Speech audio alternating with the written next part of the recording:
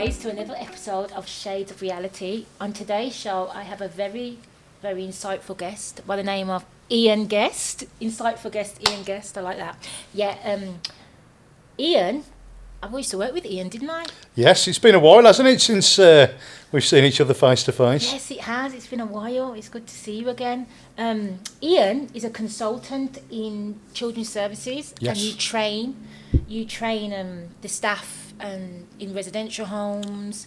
Where else can I say? Foster carers, foster yeah, carers, residential schools, just about mainstream schools as well sometimes. mainstream schools, conflict management, first aid, safeguarding, self-harm. You just do it all. Yeah, training around trauma and attachments, things like that. Yeah, so he's got a lot of experience in 14 years in working with children with complex needs, mental health and behavioural needs. I met Ian first time, I think it's 2019. I think he would have been around then. Yes, on the front line. He was on the front line, man. It was like, interesting. Do you still do a lot of work with children? Do you do work with children directly, or do you just... I do speak to children when I go into homes just to sort of get their feedback and see that how they're happy, how they're supported, etc. But more so with staff now. So in recent years I've been coming at things with a different angle. So supporting staff really to help them in their practice to feel more confident, but also to get a better understanding of the children. And that's what it's about as well, understanding where behaviours come from. Definitely. All behaviours are a form of communication or to fulfil a need. Mm-hmm. And often we're working with children whose needs have been really unmet in their formative years, and that has a tremendous impact then on how they view themselves, how they view other people and the world around them, and how they respond then to those people in the world around them. Definitely. What's it like work? Because I met you on the front line, like you said. You was actually in the home as one of the deputy. I was a deputy manager at the time. Yes, in the home at the time. How different is it working, actually training someone like you, who used to be? Yeah, do you know what I mean? Years ago, I never thought I'd have the confidence to do it, but I love it now. It's a real rush. I love connecting the dots as well on different courses, and sometimes tying things together so people make sense of it. Okay. And just it's really nice when you see the light bulbs go off in other people's heads and how it empowers them. It just helps them to understand other people better. Do you learn from that as well? I do, and I always make a point of saying that to staff. Definitely. That every day I learn from them just as much as hopefully they learn from myself. And working in the residential childcare sector in particular, every day really is a school day, and it's such a cliche, but it's so true. We're learning so much more about psychology now. It's a very new profession really, isn't it still? Society's ever changing, as we all know, and it's accelerating so fast that I think we're all struggling to adapt to the changes from a mental health perspective as well. Definitely. In different ways. Yeah, we're living in a very alien world. So that's something we can come on to, I'm guessing, a bit further on today. The world's ever changing. Theories are ever changing, aren't they? And at the end of the day, theories are only theories as well. And I think we have to remember that they're not necessarily gospel, are they? So theories evolve over time, just as the world evolves and everything else evolves. And that's why it's important to adapt to that. It is, we have to be flexible and adapt to the needs of the individual, whoever we're supporting, whether that's children or adults. I always say we're coming into that person's world. We can't expect them to adapt to the wider world straight away if they've not had the positive experiences that a lot of people have had. So it's a meeting of minds sometimes. You have to understand where they're at first, understand, like I say, how they perceive themselves, how they perceive other people's, because to be able to hopefully improve that perception, if you like, and it's not necessarily about changing how a person thinks and feels first, but it's about understanding how they think and feel. That's because they're also entitled to having negative thoughts sometimes, because actually it'd be quite arrogant to think that it's wrong to have those thoughts. From our own perspectives, if you like, they've got a right to feel angry sometimes and feel very disappointed and let down with the world. So it's about acknowledging that, but then hopefully over time part of that healing is for them to make peace with some areas of their life that did impact on them, but be able to then move forward as well, and as adults be able to take that accountability then and really take the driving seat in making that change. But you've got to get the basics right for them to be able to do that, haven't you? Do you think that's quite the hard part, taking that accountability, don't you think? It is. Really it is, and we live in a world now where a lot of people are lacking in accountability. But it's so important, isn't it? You have to be able to take accountability as adults, and none of us are perfect. Mm-hmm. And that's what... we've all got our flaws, and the world would be a boring place if we were perfect. It would be. But at the same time, we need to raise a culture of victims, not victors. Sorry, wrong way around there. Was that on purpose, Ian? Yeah, just testing everybody. No, we need to raise a culture of victors, not victims. Definitely. And acknowledge when someone's a victim, when people never should have experienced the things that they've been through. But you can't stay there forever at the same time. You've got to acknowledge, these things have affected me. However, it's up to me now to be able to use those negative experiences to fuel me rather than to cripple me. Definitely, and it's a choice, isn't it? It is. It's a hard choice to make, but it's a choice that we've all got. What choice we decide to make is it's up to us, isn't it? Yeah, we're in control of that destiny. Yeah. And it's easy for someone like me to say, who was quite fortunate in a lot of ways growing up. My upbringing wasn't perfect, nobody's is. But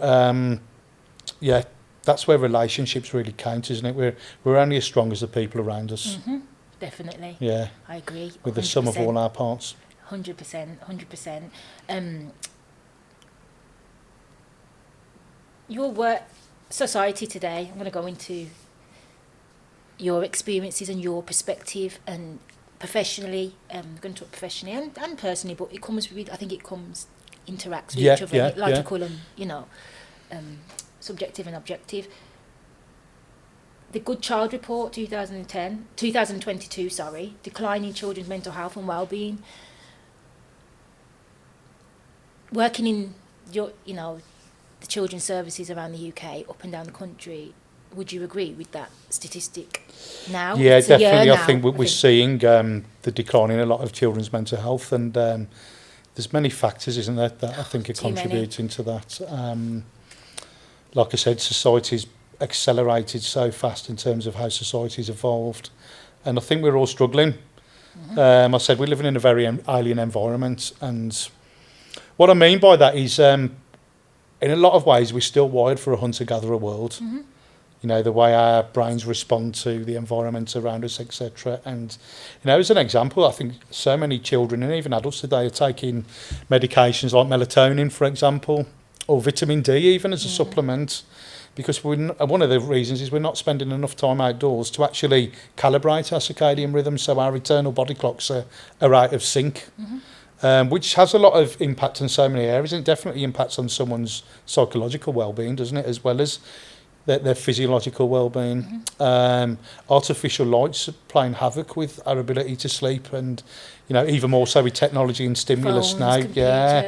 Now I know phones have things like blue light filters on now, but even so, it's still firing all those messages in our brains. Today have tablets. They're better than us. These technologies. They are. So there are positives well in that sense, in terms of how they process, how they definitely navigate these things. But also the downside is you need these face-to-face interactions to be able to make eye contact like we are right now. I think so. Because that helps, from a young age. There's certain parts of our brain, mirror neurons, and if they're not developed as they should, and that part of the brain, the prefrontal area, is what we always say is experience driven. If people haven't had enough experiences or enough positive experiences, they're not going to be able to read people's facial expressions, and we see that the trouble that causes sometimes in the barriers of communication, where people are like, what the hell are they looking at, or they're unable to not pick up when someone's not okay, because there's a lot of evidence coming out there now how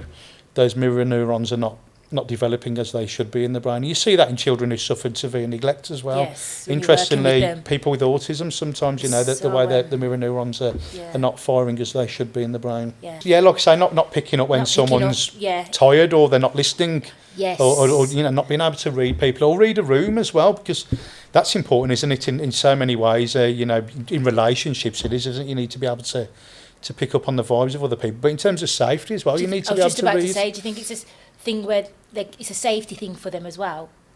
Well, we all need safety, Yeah. don't we? And children are definitely seeking Yeah. safety. But you know, some of those mechanisms don't develop as they should if people aren't having face-to-face interactions. You know, call me old-fashioned, but you can't beat being in the room with people. No, I agree. To You feel can't. their energies and That's why on the phone you Yeah. misinterpret. There's so much. I'm going to be honest. The amount of miscommunication I get through a text or a phone, Yeah. and people think it's because I'm very assertive anyway. So when I'm speaking, you know, people might think I'm being rude, but I'm not, because if I spoke it, you'd think, okay, I'm assertive. Everyone knows that, but I've had I get a lot of it's not by different people. It's a certain it's the same people, but I get. And it's inevitable because, interestingly, according to some statistics, only 7% of how we communicate is the words we use. Exactly. So it's no Yeah. wonder why text and emails... Do you understand me? Massively. And the remaining aspects, if you like, of our communication... So, yeah, according to these statistics that I'm quoting now, 55% of our communication is through body language. 100%. And the remaining 38 is paraverbal communication. Yeah. So our tone of voice, pitch, volume... You know, how harsh or soft we speak to the timbre. So all those nuances really help us to communicate. We're social animals at the end of the day.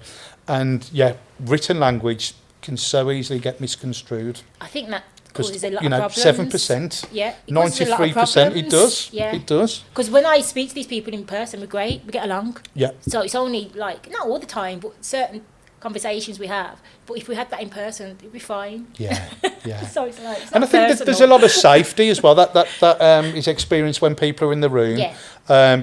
You know, I always say we've lost touch with a lot of our senses, but the smell of a loved one when they're near, you know, that triggers all these feelings of safety in the brain and then in the body. Absolutely. But also, you know, we often talk in the world now, one of the big sort of things that you see on social media all the time around mental health is things that trigger people.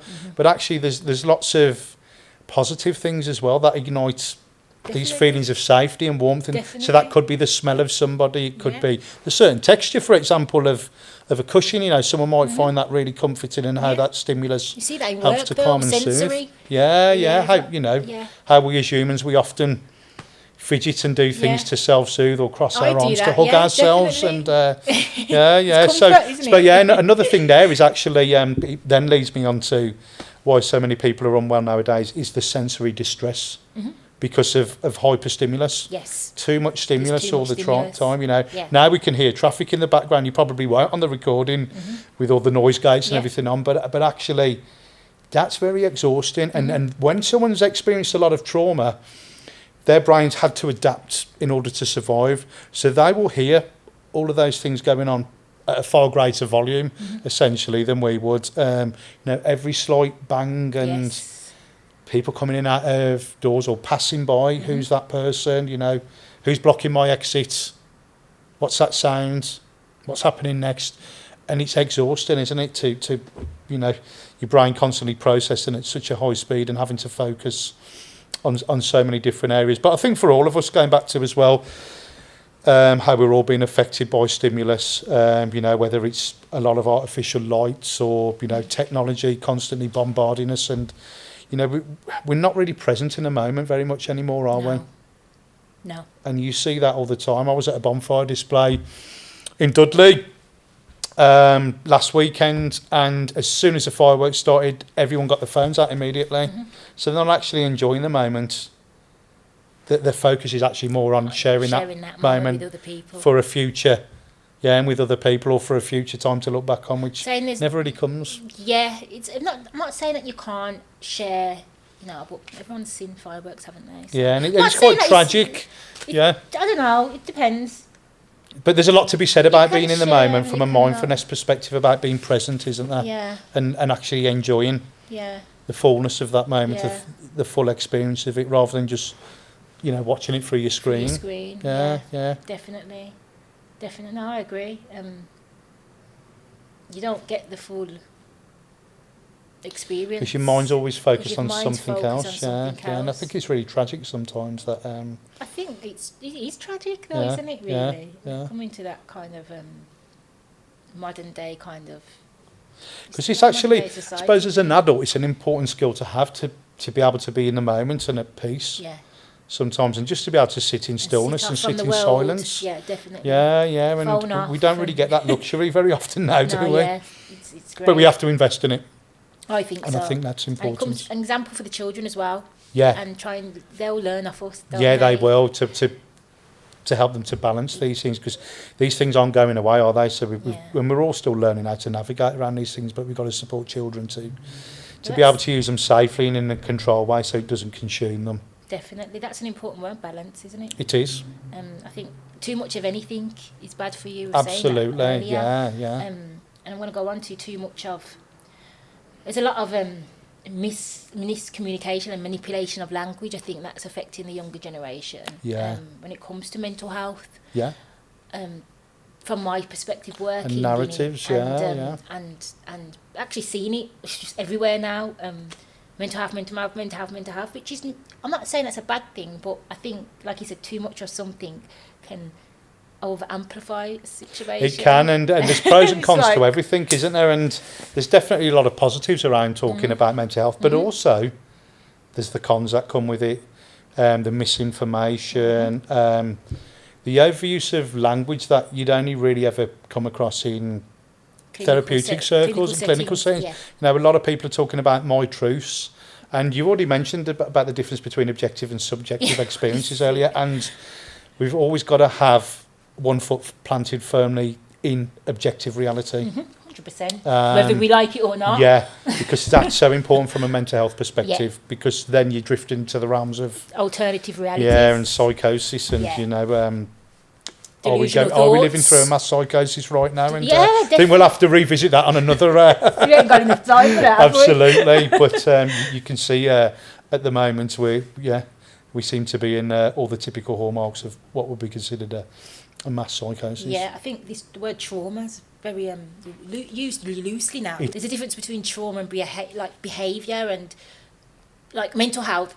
Trauma's got attached to mental health, and there's a difference between behaviour and mental health, isn't it? The way someone reacts. And having we're all going to have hardship in life. We're all going to have adverse experiences. Yeah, definitely. And that's not to take anything away from the individual's perspective, because I think at the end of the day, it's what matters to them, isn't it, and how they perceive. But bear in mind, these people aren't from a clinical setting, and you've just heard it on the internet. And the word trauma is overused now. And, definitely. We talk more in children's services about being trauma informed, which is really important. We do need to understand how trauma affects on people's development. However, what I will say is we tend to overcorrect in so many areas, which we've seen all the time in the world at the moment. We've overcorrected in so many areas. And one of those is, sometimes I use the term trauma infatuated, and I've seen a few professionals start to use this, where we can begin to then see everything through a trauma lens, which isn't healthy either. Because before we were very ignorant to trauma and the impact it has. But now I think sometimes we can just look at everything. Oh, they're doing that because of trauma. And it's not always the case. And I actually think it's quite dangerous. The narratives with pop psychology, you definitely see it on social media all the time, but in publishings and things as well, that everyone's got trauma, and I don't think that's true. No, everyone's experienced, like I say, hardship. Yeah. But I think that can be quite damaging to tell everyone they've got trauma, and can then become quite self-limiting, if you like, or self-fulfilling prophecy comes into place. I'm never going to amount to anything because of X, Y, Z has happened to me. That's an actual theory, self-fulfilling prophecy. Is it self-fulfilling prophecy? Yeah, it's what we call And then what's worrying then is as well, I think the concern is now just how many, because of these narratives, how it's affecting relationships between children and the parents. I think an important part of being an adult is you have to be able to look back and accept some of your parents' imperfections, don't you, as part of your own healing process, if you like. But some of these narratives now are causing quite damaging perceptions of children and their parents, where they're resenting and blaming for everything, and absolutely some parents, we've seen the impact on kids. Some parents, what's happened and how they've affected their children, what they've done to their children is inexcusable. But there is no such thing as a perfect parent. And there was a doctor who coined that term, if you like, the term good enough parenting in the 60s, and I can't remember the Yes. doctor's name now, but Nor that's can what I. we're all striving for. Yeah. And I think, again, a big part of, for everyone to have that inner peace is accepting people's flaws, and none of us are perfect. We've got to Yes. accept that. You can't Definitely. resent. And people taking accountability and saying, I've got these flaws. Yeah. And, they, and we work together. Do you know what I mean? Yes, If someone's in absolutely. denial Yeah, about yeah. something, then it's like, it's hard to kind of like, Yeah. because it comes with shame and stuff, but it's how people approach people and do this, training, and how, the practitioners approach, families from adverse groups, and it's how, it's all the tone, body language, that is so important, and I think those things are missed because they're so little to people. I think people forget, like, not necessarily because they don't care. A lot of people, it's a power thing, but then some people just, I think sometimes the job the job kind of hardens some people, doesn't it? Yeah, unfortunately, when you're working with people who've been through a lot in life, it will affect you. We can become desensitized, absolutely, and secondary trauma or vicarious trauma is a very real thing where that trauma will, I always say, imprint, if you like, onto you. It will affect you. You will absorb some of that trauma from other people, and then it's how we support people and manage that. You see it all the time in ambulance service, paramedics, staff working in hospitals, the police. That doesn't get acknowledged. Again, like any institution, there's a lot of corruption in the police, but also there's the element where they're not supported, and they do become desensitised and brutalised. And as I said, secondary trauma is a very real thing, and they need better training around trauma, but also to be aware of how what they see and experience every day does impact on them, because then you get into the realms of compassion fatigue, where people stop caring, where people lose empathy. And I always say that empathy isn't an endless reservoir.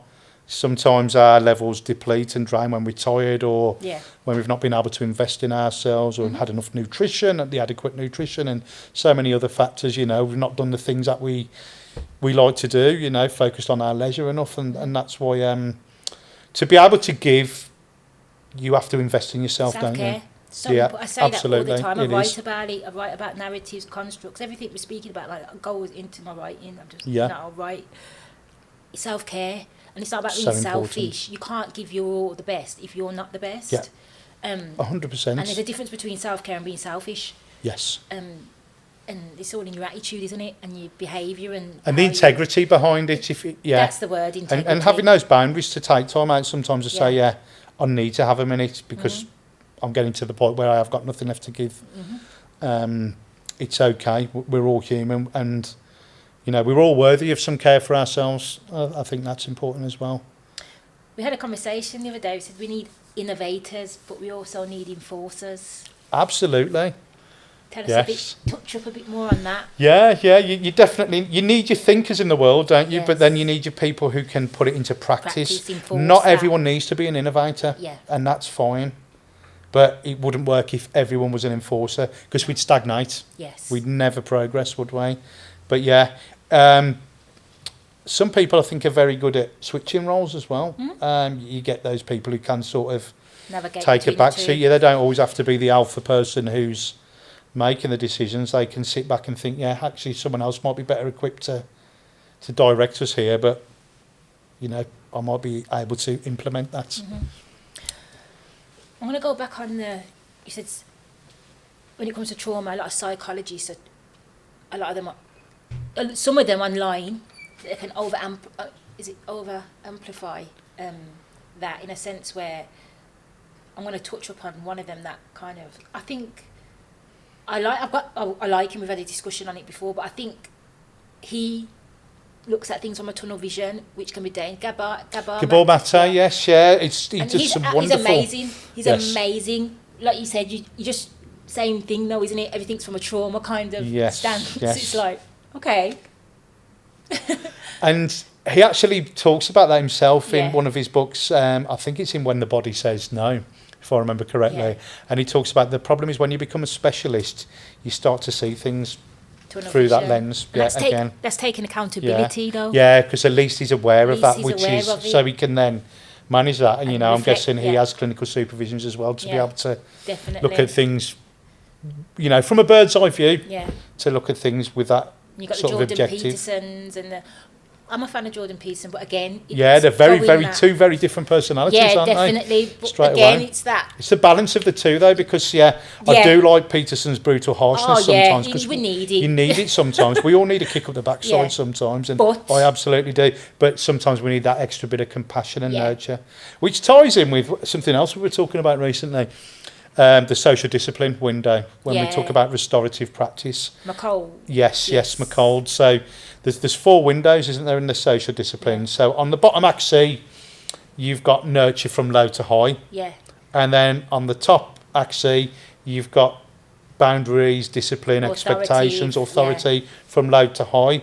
So the bottom window is a low level of nurture and also a low level of boundaries. So we call that sometimes the not window or the neglectful window, Yeah. where we're not doing anything for that person. There's no challenge, there's no support, but also there's no love, there's no nurture, and there's no presence for that person.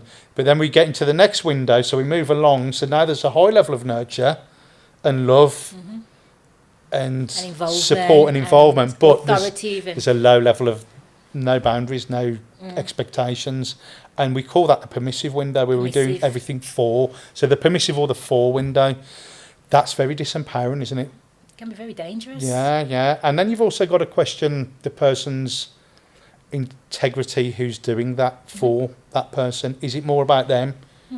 And, you know, we can slip into that sometimes. Sometimes we do things because it's quicker, isn't it, to do it ourselves. Yeah. You hear people saying Definitely. teams, it's I might as well do it because it'll take them forever, or they never do it anyway, so I might as well do it. But that Did you say it's a mindset, self-interest kind of something? it can be, yeah, and or it can be a nice, where people do things because it's the nice thing to do, but it's not the Yes, kind. And it's not there's the a kind, big yeah. difference between being nice and being kind, and isn't being there? good, and yeah, there's And being yeah. kind is about putting boundaries in place sometimes, and we all need them as children and even You as have to be adults. cruel to be You do? kind. Absolutely, you really do, don't you? Yeah. So kind people have integrity. They're not necessarily worried about what other people will think of them. Where the nice person wants that validation. Everyone needs to like me. Yeah. Yeah. So then we move into the next window now, where the nurtures drop right back down, but then the boundaries are there. So that's the days of old with parenting, isn't it? The punitive, punishing, doing things to somebody, which again is the other extreme then, isn't it? You've got permissive on one end of the spectrum and punitive on the other. And it's an interesting question. Have we as a society gone sometimes from being too punitive, which absolutely wasn't okay? Have we overcorrected and we've become too permissive, where we're doing everything for people? We're constantly picking up and mopping for people, and we need to get in the balance. So the fourth window is the restorative, where we do things with people. Yes. So there's a high level of support, again, love, nurture, guidance, encouragement, praise, recognition, but then the boundaries are there, the structure, the expectations, the accountability, and that's when we're working, that's where we empower somebody, isn't it? We don't empower somebody by doing everything for them. No. We don't empower somebody by constantly chastising them. But when we do things we're guiding. With them. And I think Gabor Mate, lovely quote of his, he always talks about, instead of disciplining children, we need to be there. We want them to be our, or they will be our disciples, if you like, following us. Yes. Yeah. But I still think at times there is a time and a place for elements of discipline. In the society we live in today, Yeah, we need yeah. to have some sort of control, because there's so, like you said, there's too much. There's so much going on. Yeah. Social media. Yeah. We need discipline. We need boundaries for our children. Because because boundaries it's make us so- all feel safe, don't they? Yeah, it's everything's there for everything. Yeah. Like it's access to so much things now. It's very dangerous, especially online. Don't you think, with the children? Yeah, because there's so much risk for overindulgence, and absolutely. You know, the other thing is, I think, Balance. it's about balance, because you could argue now, and I think this is a big thing we miss when we talk about mental health. We know in the Western world, we're more comfortable than we've ever been in our lives. People don't realise that. No, But they don't. I would argue that the paradox now is comfort that's killing people, Yeah. not hardship I in the think Western so. world. I think We have instant gratification. Look at technology now. Back in the day, if you ordered something, You had to wait 28 days for it to come. Can't wait now. We get it the next morning or that day sometimes, So even, when don't things we? stop or things break down, we're like, oh my God. Yeah. But it's important to have to wait sometimes and have to work for things, because it gives you, it builds that character, doesn't it? But it gives you a reason to get up and fight every day. Definitely. But when you have things instantly, that purpose can be gone. And I think what we see in successful people sometimes, where their mental health declines and they go on that path of self-destruction, is the comfort. They've got nothing to work for now because they fulfilled everything that they set out to. Yeah. And now actually they're lost. Well, where do I go from here?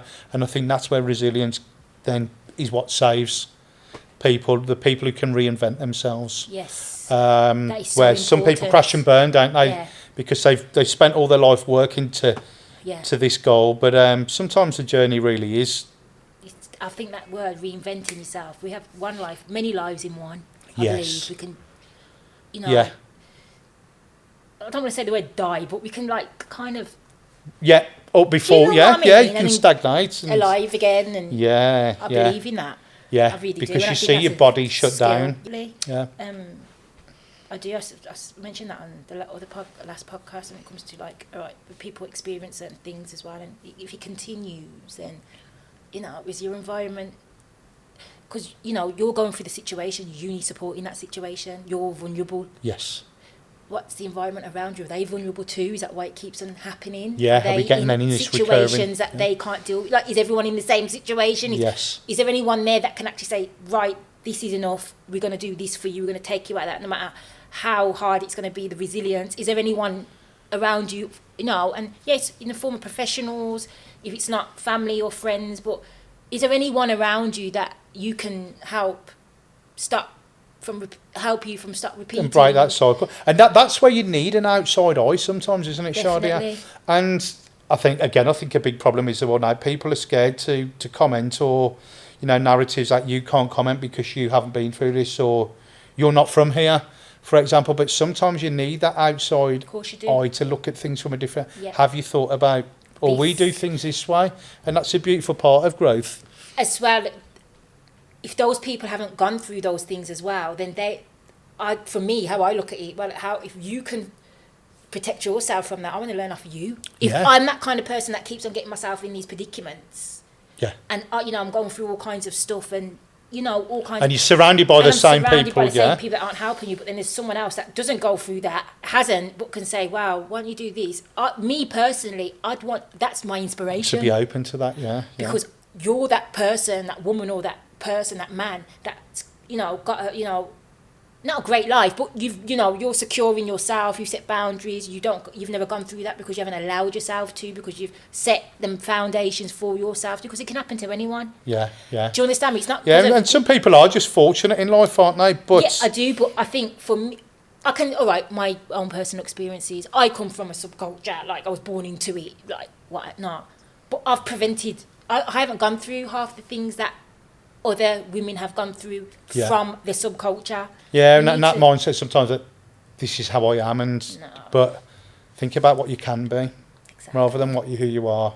Yeah. Because we've all got things, haven't we, that we need to work on. Everybody. And that's okay. Yeah, definitely. That's absolutely. But it's about acknowledging it and actually wanting to be better, and being surrounded by people that not you think are better, but where you want to be, who you can learn off, and not get a complex or competition, or do you know what? Or we need to see people as an opportunity, not as a threat. Why not? Yeah. If I look at a woman and think, oh my gosh, you can, I'm going to want you to, do you know what I mean? I want you to help me. I'm not scared to say, oh my gosh, I can learn off you, but you need to inspire. You needs to be someone that, is where I want to be. And it's wonderful being around inspiring people, isn't it? I love it. Yeah. How it makes you feel. Goes up. Yeah, it does. Yeah. It really does, yeah. But I think once people get to actually know that's what they need to do to kind of stop certain cycles from happening, then it's not going to change, is it? Things aren't going to change for you if you don't make that change. You've got to want to change, haven't you? And, I've had this conversation with kids in the past. Do you think people want to change but don't know how to? There is that sometimes, some people. So. Because especially if someone has been deeply traumatised, all of their actions are around, I need to be safe. I need to do whatever I can in my power to keep myself safe. And sometimes those behaviours can be very self-destructive, but from that person's perspective, that's very familiar. So at least if it's familiar, in their mind it's safe, because at least they know what the outcome's going to be. Yeah. So it's you have to let go sometimes, though, don't you? Think, there is another way, but it takes time, because you think when you develop any unhealthy behaviour, that becomes ingrained over many, many thousands of repeating that cycle. Definitely. And they think it becomes normal, like this is the right way. Like people will fight you because they actually think this is normal. And we've all got our defaults, haven't we? Yeah, definitely. I always say this, our brains are lazy in the sense that they like to go down the familiar roads. Yeah. But I always talk about we've got to make bypasses. For the unknown? To get to a better destination. We've got to create these new routes, these new ways of thinking. And it's these new ways though, of behaving. It is scary for everyone, because we've all got times of stress. We'll go to our defaults, and I've seen it over the years in children's services. I've probably made my comments myself in the past that this person's going backwards. Yeah, but they're not really going backwards. They're going to their place of safety. And we've got to change that place. Yeah, definitely. And support them guide them to a new place. I think as well with the profession, sometimes as professionals we can kind of enforce these kind of treatment. This is how it's should be done. And it's so too structured sometimes, isn't it? Don't you think? Yeah, different modalities, different therapists are going to have different perceptions of, this is what that person needs. But interesting on the way in, we were speaking about, taking things from, and I quoted Bruce Lee, didn't I? Yes. Who said, "No way is the way," and one of his other quotes, which I mentioned earlier, was. He said, research your own experiences, absorb what is useful, reject what is useless. And I think we can take so many things from different schools of thought and find what's right for the individual. There's no one true way in terms of therapy, is there? No. There's no one true religion as far as I'm concerned. There's no one true anything. It's about what works for you. And as long as it works, different things, that's all that matters. There's something in everything. There is. Good and bad's a fairy tale way of thinking. There's good and bad in everything. Yes. Because things are so complex and so manipulated now. So you can't just think, oh, that's it, because you're not going to find everything there. Yeah. That's how I think. And I think a big part of healing is to be able to see the grey in the world. Yeah. Yes. And see the grey in people that, like I said earlier, when we talked about the perfect parents, we have to accept the flaws in other people. Definitely. And that's a massive thing, isn't it? In having your own, to be at peace with somebody, but to also be at peace with yourself. You've got to accept the flaws. I think we need to accept that some of the things we do are part of the human condition and are never going to go away. So we've got to work with them and be aware of them instead of trying to suppress them, because it's like when you hold an inflatable ball underwater. What's going to happen to that ball as soon as you let go? It's full of air. It's going to go. It will bounce up, won't it, with force. It's like suppressing the beast. It is, absolutely. It will only come out in dark, avenues, if you like, in behaviours and self-destruction. You've got to learn to integrate that dark side that we've all got. Be at peace with yourself, acknowledge it, and you know how to deal with it and manage it. Yeah. If you acknowledge it, you will know how to manage it. Yeah. Okay.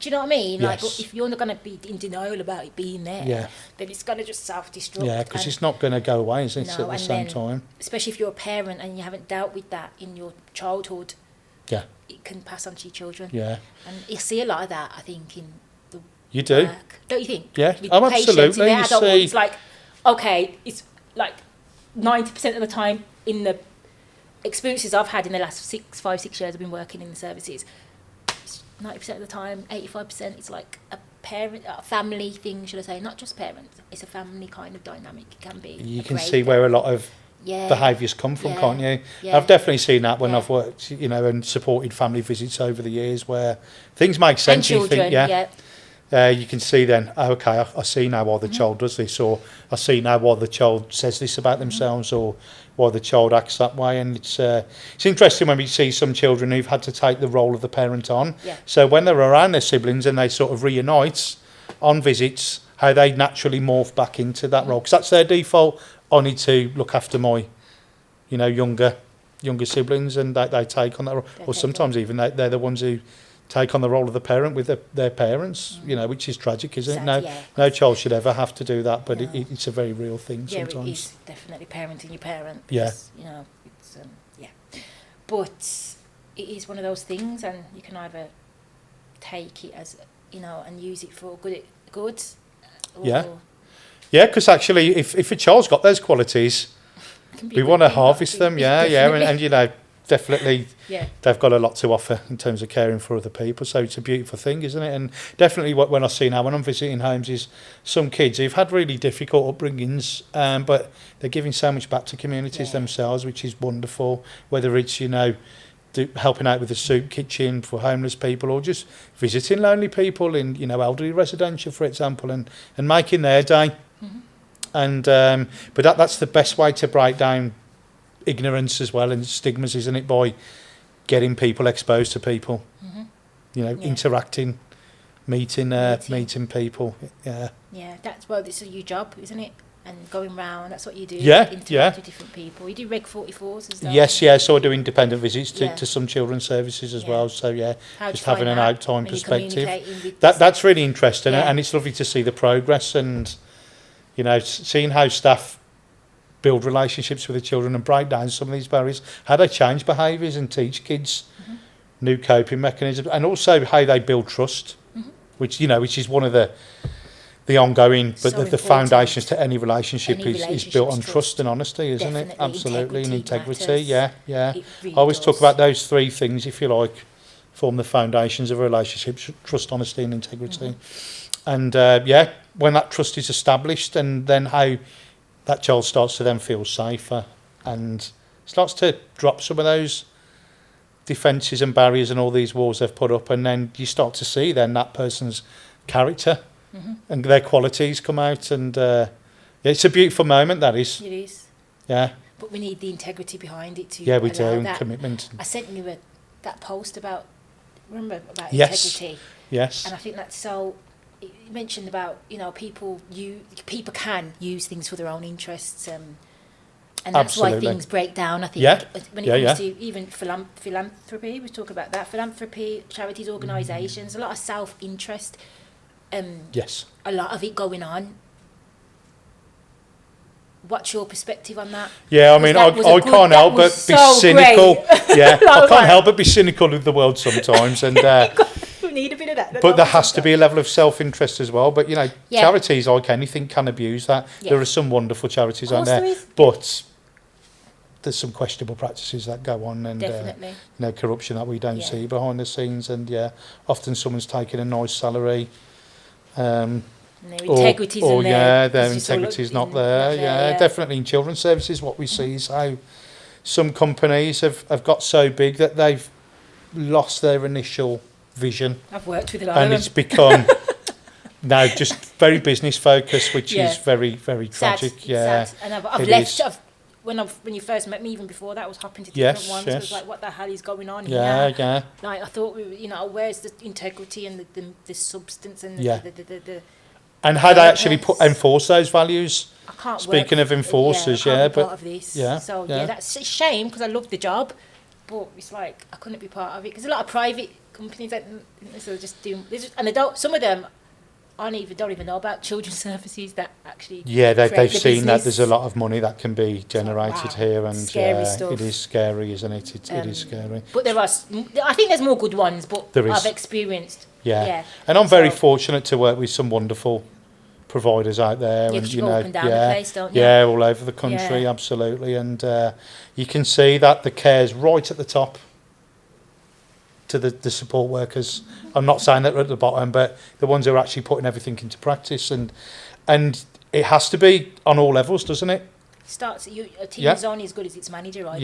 Absolutely, and even the directors, and definitely when I think of certain companies, there's one I'm going to tomorrow, and every time you go into their head office, one of the more senior managers there will always make sure that everyone's got a drink.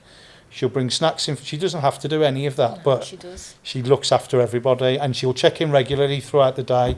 She's even given me drinks to take home on a hot day for the long 2.5 hour drive home. But I think if that's right at the top, it will filter through on all levels, and it does. And you see that at the end of the day, the results are there. The outcomes with the children, they get a fantastic. And that's just one company.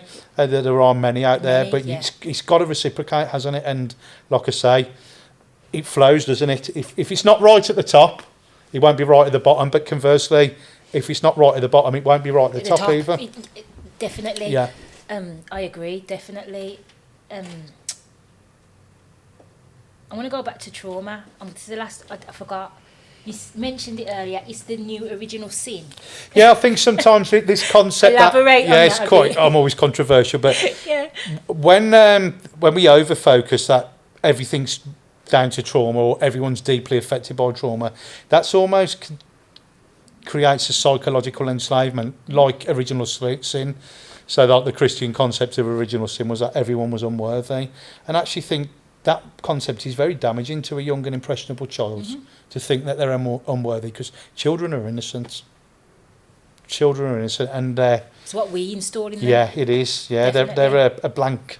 They are template, a product of their environment, aren't they? Yeah, they are, and a product of the people around them. And absolutely, we're all products of our environment, aren't we? Yeah. So yeah, I think, you know, if you're constantly surrounded by these narratives online and in other areas that, you know, everyone's, you know, affected by trauma, like I say, I don't think it's true. No, do I. Not like you know, I'm reinforcing.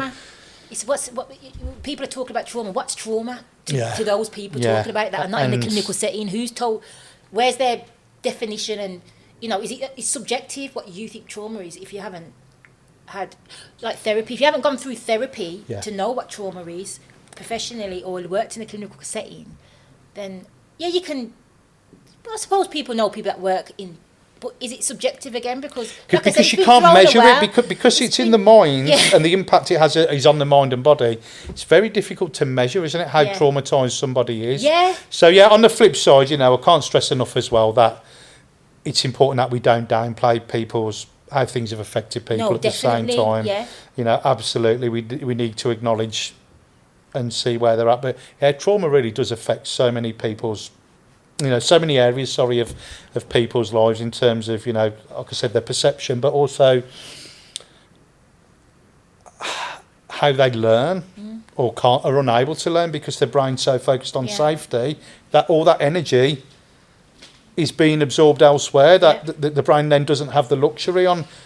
That child can't sit in class and absorb the information because they're more focused on who's walking down the corridor, like I said, or.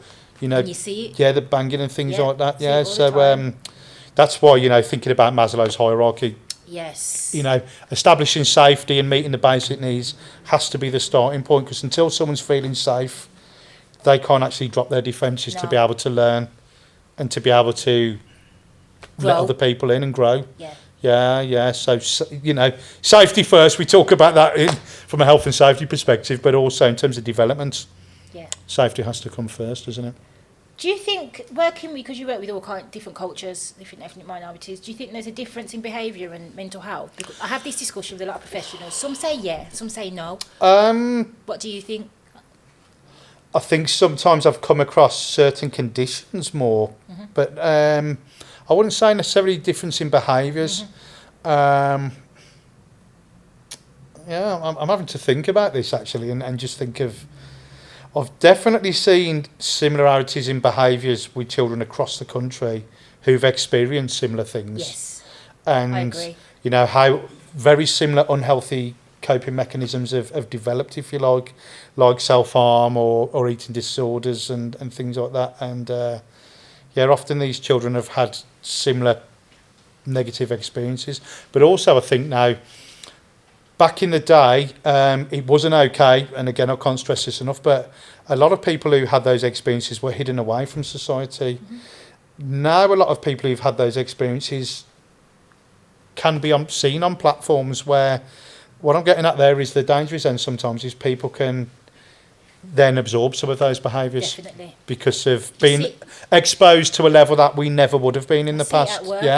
And, you know, it was absolutely disgusting that people were locked away in the past. But you do see it on wards, like we say, we're all products of their environment. You see behaviours. If you're surrounded by self-harm every day, there is a risk you're going to start doing it because your priority is getting your needs met and not being forgotten.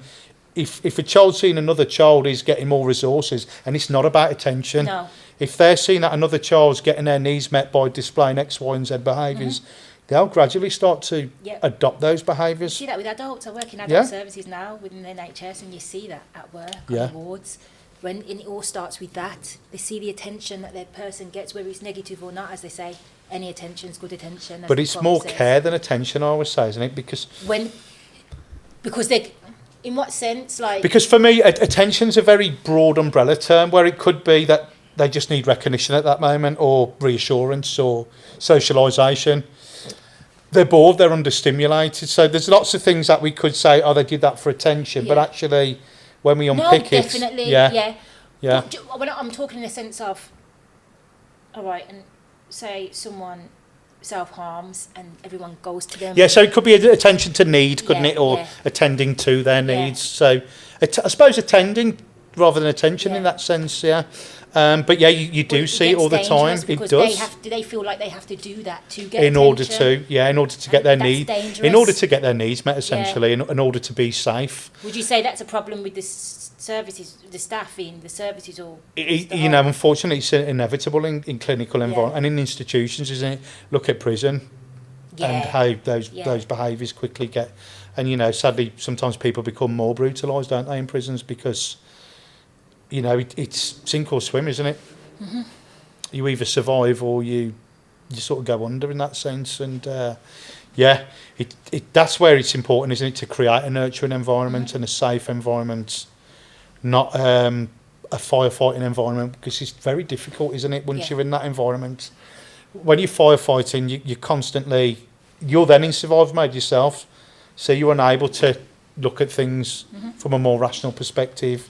You're just reacting in the moment, aren't you? But we've got to get out of that somehow sometimes, to then be able to look at things with a more constructive perspective, instead of just reacting, to actually plan and to construct and think, you know, we need to get something in place here. Yeah. We need to I agree. start to and it's easier said than done when you're firefighting, isn't it? Because when you're in that moment, you know, everyone's focus is on safety, isn't it? But, Yes. Yeah. But that's why I think now in the mental health sector and in so many areas, we talk more about reflective practice, don't we? And it's so important. So important. I talk about that all the time. It's almost like every article at the end. Everything goes back to reflection, isn't it? Yes. What could we do differently? What What have we learned? Yeah. But also, what went well? What were our successes? And acknowledge we've got to take the wins as well. Definitely. Because it's those wins that It's easy keep to you see going. the negatives, and it's Yeah. easy to go on the negative side of what we could. But what about it's like a child when he's always acting bad, like bad behaviour. But then when he's good, we sometimes forget. A lot of us I see at work, we forget, and it's like, you know, can be dangerous ground. It's so can't it? tragic when a child says, "Well, no one acknowledged me anyway when I'm Yes, trying." that is heartbreaking. It is heartbreaking. Mhm. Yeah, because at that point we've really let them down. Yes. I'm not saying we've failed them, because there's always room for improvement. But definitely. we've let that child down, and we need to acknowledge that and own it. We've got to take ownership for our part, haven't we? Definitely. What could we have done, or what didn't we do? Definitely. I want to go on to a bit about your music. You do a bit of music. Okay, don't you? yeah, You do yes. the instrumentals. I'm going to talk about it because I think it's got, you know, there's a message in there, and it's kind of the same kind of, it's societal kind of issues. Yeah, I've got a few narratives. projects. So there's one I was asked to become a part of during the lockdown, actually, and a friend of a friend who dropped me a message and asked me if I fancied doing some vocals on a project and writing the lyrics. So all the music was already done by one of the songs, and it's very, very different to me in terms of how I work, because normally I'll build everything together, Yeah. you know, bit by bit. But having the music already done, and then, you know, all fantastically, the vision and everything, the whole concept behind it already there, and then trying to tap into someone else's mind to be able to convey where they were coming from, but also add my own personal spin. It was interesting. So I actually got a friend who, you know, has definitely been through a lot in life themselves, and, you know, it wouldn't be fair for me to go into that today. No. But I thought that person's got a lot to offer to this project, so I asked them, and that they really sort of just ran with it and really, really thrived. So we developed this beautiful sort of working relationship between us, and some really dark stuff, and at the same Very time, dark people. at the same time, but unless you acknowledge the darkness, you can't appreciate the light. No. Does your God decree a twisted meaning to it all? The sadist in denial. Does your God decree a twisted meaning to it all? The sadist in denial. But you've got to just make sure you don't stay there. Don't stay at there. the same time. Acknowledge it. Don't stay there. Yeah. And there's like a running theme through this project on the first album. It's not out yet. It's all very, sort of low budget. But it comes from the heart with all of us. We've all recorded our parts in our homes instead of going to a studio. And Jack, who's the main songwriter, he's brilliant with video and everything as well, and the visuals, and just a wonderful, inspiring. Very controversial.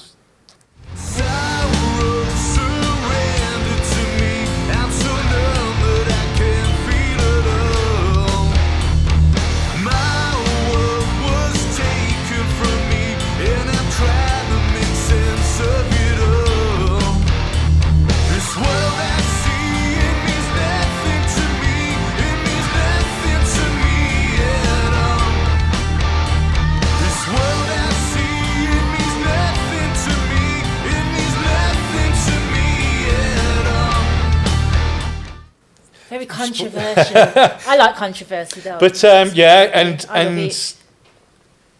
there's a message, I think, as the concept of the album went on. The opening sort of track was like, and so we carry on, and it was really about like plodding on through life. But there's also a message underneath it, with all the dark and the self-destructive elements. We come out the other side of it with. There was one song in particular. Called The Fundamental Truth of Pain, and it's about the necessity of pain. We do need some suffering in our life, and it goes back to balance. Pain builds character.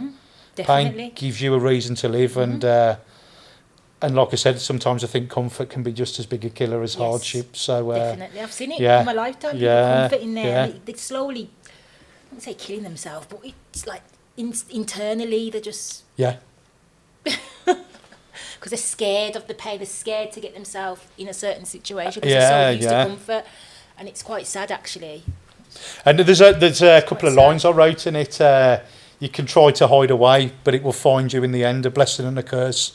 Pain is your one true friend, and pain's absolute our enemy at times, but also it's what makes us who we are. I agree. Yeah. So you've got to acknowledge the darkness as well, because you play the guitar. Yes, I play guitar. I sing allegedly. And guitar was my first love. Interestingly, last night I was watching with the kids Bill and Ted's Excellent Adventure, which was the film that inspired me to get into the guitar when I was probably about 8 or 9 when I first watched that. And it was nice to just go back last night and have that nostalgia and revisit that childhood inspiration. But yeah, I think music for me started off as a hobby, but then it becomes a source of expression. And I always say this, I think nowadays with the internet and the wealth of information, there's some phenomenal musicians, and you've got kids in countries like Japan, and they're 4 years old and they're virtuosos. They're from birth they're surrounded by music and push. But I always say it doesn't matter how proficient you are or you aren't. No one in the world is ever going to be better than you expressing yourself. They can't do that. Agree. You cannot express another person. So it doesn't matter if you can only sing one note, or you can't sing a note at all, or you can only play one rhythm on a drum kit or whatever. That's sacred to you, because no one else can express you like you can. And I think there's something beautiful about that. Yeah. And I think again, as we get older, sometimes we become more self-critical. Whereas when a child draws a picture, in their eyes it's perfect. There might be many elements of that picture and the details missing, but they don't see that. that picture in their eyes is exactly as it should be. Yeah. And there's a beauty in that. There's an innocence in that, and it's a really magical sort of thing. But as we get older, sometimes we start to get more critical, and we start to chop and change things. And sometimes then you can get in that sort of seeking perfection, and again, that's it goes back a bit like the perfect parent. There's no such thing as a perfect product. Sometimes you've just got to Go with that's ready to be put out there now. Let's leave it at that.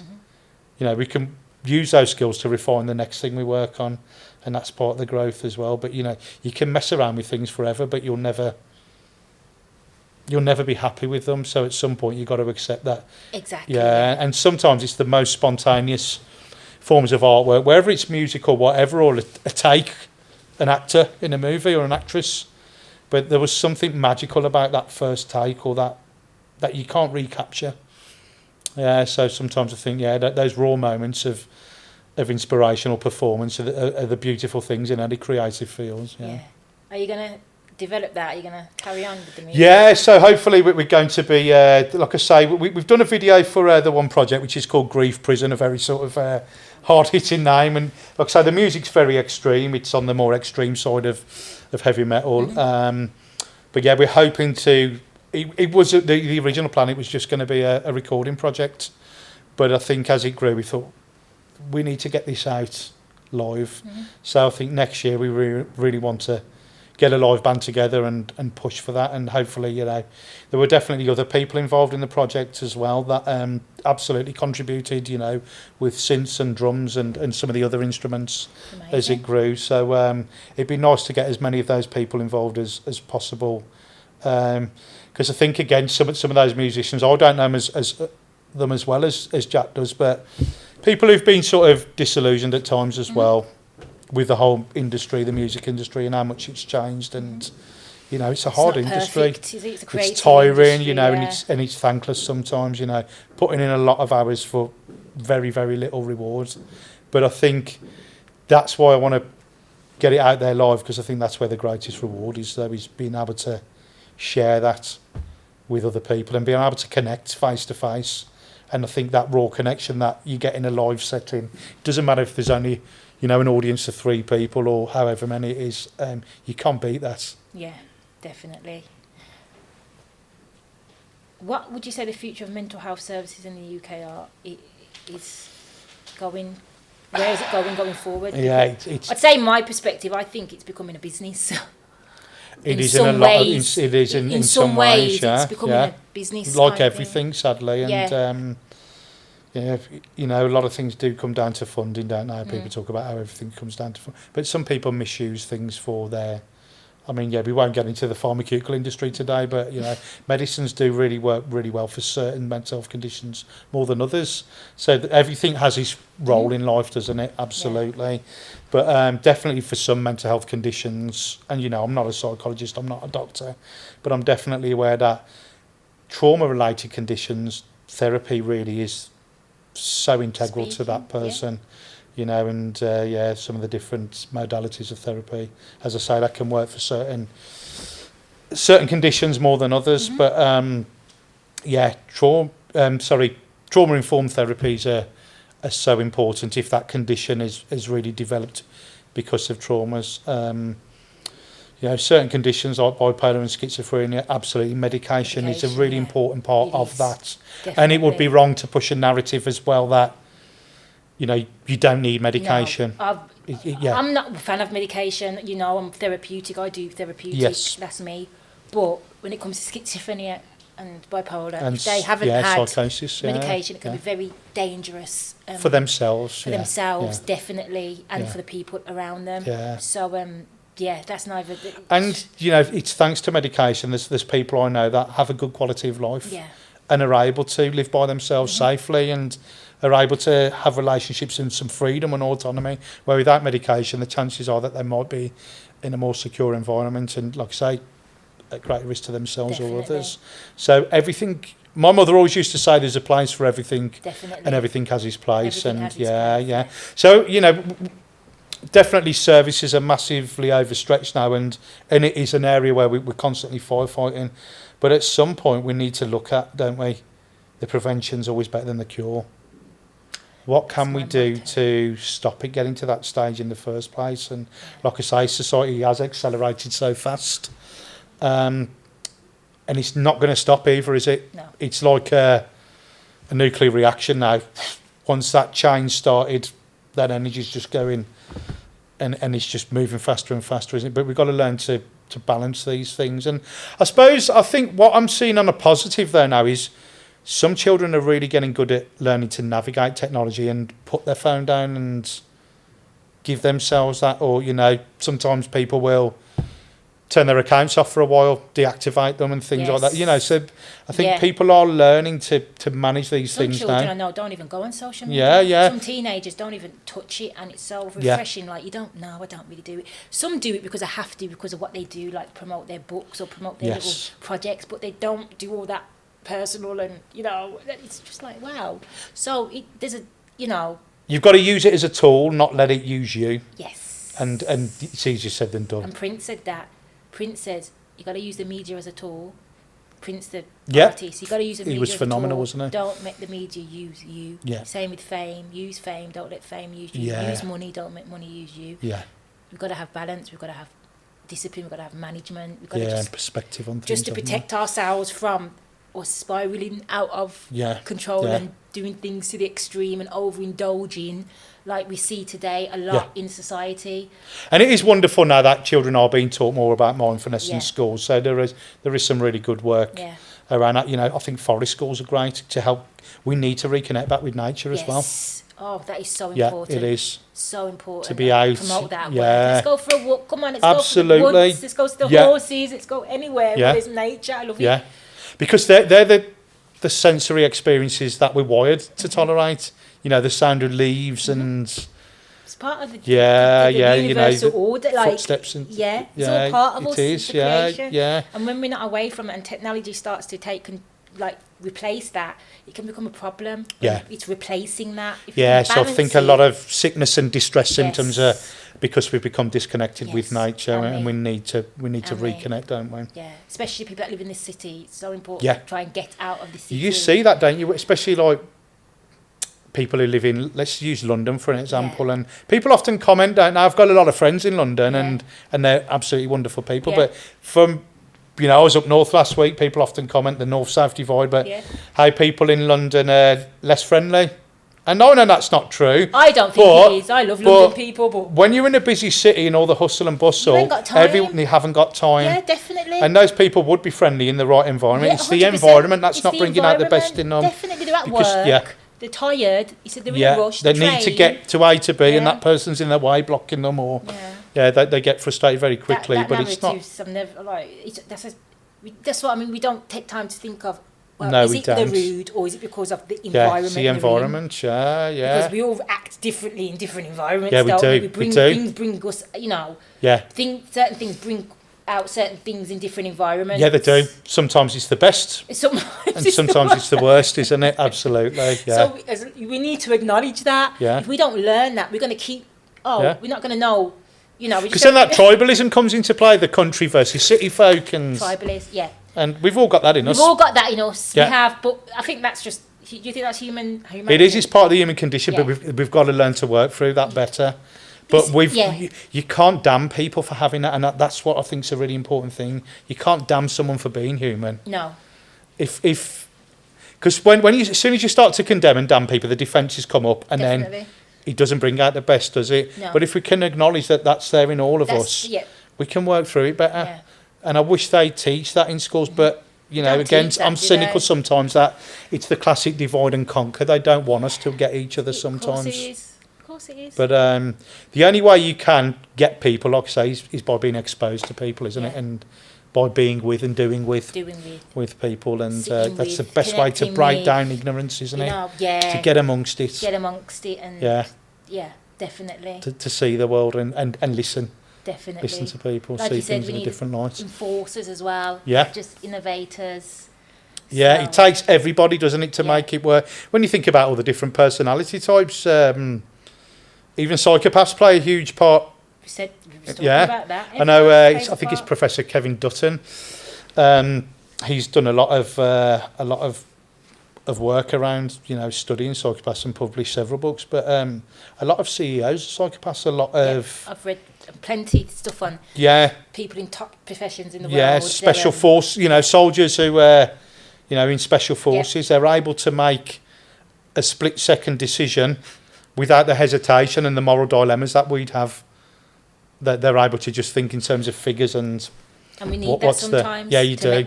Yeah, and I do think when we talk about the term neurodiversity more now, you need, people with autism have so much to offer. Of course. There's a beautiful honesty. I love them. Yeah, there's a beautiful honesty with people with autism who don't put all the airs and graces and they comment on how they see things. Yeah. And there's a beautiful qualities to... Let's just use one more example. People with ADHD, or a few more examples. People with ADHD are often very energetic and really excel. The classrooms aren't the right environment for people. No. But you get them outside and doing things. Amazing. And children should be doing anyway. Yeah. They shouldn't be sitting. Children learn by doing. And watching, don't they? Not by being told. Yeah. People with ADHD have a lot to offer to the world. So, that neurodiversity. People with dyslexia. Statistically, people with dyslexia have higher levels of empathy. Mm-hmm. So they're better at working with people and they're better at understanding people. They're often very creative and think outside the box. People with these neurodiversity, you could look at it like, actually, are they a necessary part of evolution because they benefit the progress of our species in different ways? Interesting. Yeah. So when I've worked with children who, back in the day we used to use the term were low functioning. So that often meant children with a lower IQ who had autism. We're trying to move away from that term now. What I was getting at there was that often those children are non-verbal, so they can't communicate through words. However, I'd argue that often they communicate with nature far better than we can. Animals and everything. Yes. Yeah, and objects. Yeah. And it might seem to us, we'd think, well, why is that person twisting that bottle in the lights and looking at it? But to them, they might be looking at how that light bends and refracts and how it glimmers and properly. Yeah, there's a beautiful. Like they'll sit there like this, and it's like I've worked with children like that, and it's like they see something that we can't, and it's amazing. So maybe it's our minds that are blind. No, I think it is. We've turned our those elements of our brain have been turned off, the sensory, but they're perfectly in tune with those things. It's amazing. Yeah, it is. It's amazing. It really is. I love learning off them. So, Ian, where do you see yourself? Like, what's your plans? Where do you see yourself in the children's services in the next 5? Do you see yourself still in the children's services? Yes, I do, but I really want to travel with it, I think. Abroad? Yeah, I mean, I've got kids, so I wouldn't want to do it all the time, but I'd like to learn how different countries, what practices work across the world and what things might, what could we pick up that we're missing? You do like to travel. You like to globe-trot. Yeah, I know. You always comment on how many... in 1 year, But it's important. They're not all lavish holidays, just for the record as well. But no, it is, because I think it's the best way to, like I say, break down ignorance and learn from people. Definitely. And so I would like to teach people but to learn from people as well. Some of my friends go to the States regularly to support in summer camps and things like that. But it would be really nice to see how things are done differently in some countries. And I think it's great because you can spread. Like, I think so many people need so much help. So if you could spread what you know and your knowledge. So we're starting. We've got plans to go to Jersey actually. So no, it's not too far. But January next year we'll be spending 3 days in Jersey, myself and a colleague. So we're going to be delivering some training there to all the local authority children's services. So that's a starting point in terms of expanding a bit further afield as well. Amazing. So I'm really looking forward to. Then Definitely, I think it's in my blood now. I couldn't see myself doing anything different. I mean, prior to that, I actually did 10 years in the building trade, and it come to the end of it for me. There was no fulfilment anymore. But once I got into this job, and being able to get qualifications again, and that learning just really inspired me, because I hadn't really learnt anything for 10 years. In the building trade? Yeah, since I'd done like my NVQ, my apprenticeship, and I was just stagnating. But it was nice. It was almost like I started to live again. What made you go from building to children's It was like the services? sort of recession around 2008-9, Oh, yeah. yes. So that was what kick-started it, the lack of work, and again that hardship sometimes. And I've got no choice now. Forces I've you got into to, what you need. Yeah, yeah, yeah. yeah. And I always sort of said then that I'd never be in a place that I wasn't happy with after spending 10 years, you know, not being content. And I thought, no, I'm just going to, if ever I'm not happy in any moment, it's time to move on. And I've stuck to that ethos. Mm-hmm. Absolutely. What advice would you give? I don't say advice. I just don't like that. What knowledge, what message would you give to the audience that are watching, that are professionals, that, you know, work in children's services? And a lot of us, not me personally, but a lot of us are struggling when it comes to the dynamics of, you know, the management and power struggles and, Yeah. you know, conflict, communication. Okay. Yeah. Dealing with certain kind of like, you know, they think something's, you know, challenging certain things. What kind of I think what kind of what I always say is, it talks going back to self-care earlier. You can't care for anyone unless you care for yourself. So I think that's a really important message there. I think we're all here to learn from each other. Mm-hmm. There's no right or wrong way of doing things. And, you know, I think also I sometimes talk about how we have this arrogance sometimes that we think we're morally superior to generations previously. But a lot of what they did worked, because our species, you know, we've been around, 200,000 years now, our species. And obviously a lot of that worked because none of us would be here today at the same time. So, yeah, some things did need throwing out. You know, some practices of old. Yeah, some things we do still need, because we have to remember that in the years to come, people will treat us with the same judgment and look back on us and think, well, what the hell were they thinking? What the hell were they doing then? So, yeah, we can't afford to have that. Again, I think it's part of the human condition sometimes that we always think we're superior to the past generations, but we've also got to have that humility that there's a lot that we can take and learn from them as well. Yeah. Amazing. So we've got more music and we've got more travelling. Yes, more yeah, knowledge hopefully, and sharing a lot more to learn from myself as well. Yeah. Definitely. I've got about 20 books I've got ready to read at the moment. It's always good to read a good old book. Oh, it is, absolutely. Yeah. Okay, I'm going to wrap that up. Thank you, Ian. No, it's been an absolute pleasure, and you know, there's so many wonderful conversation. people that come on here, and thank you. yeah, and, you know, I feel really honoured to be a part of it. I try and like I said, I like inspiration. I like people that come from hardship and that have done stuff with their lives. And I'm not here to try and pick out the best people or the most famous people. If I happen to get them, why not? But if they've got to have some kind of story to tell that can inspire others. Yeah. So I really, thank you. No, it's been a pleasure. Thank you. Thank you very much, Shadia. Thank you.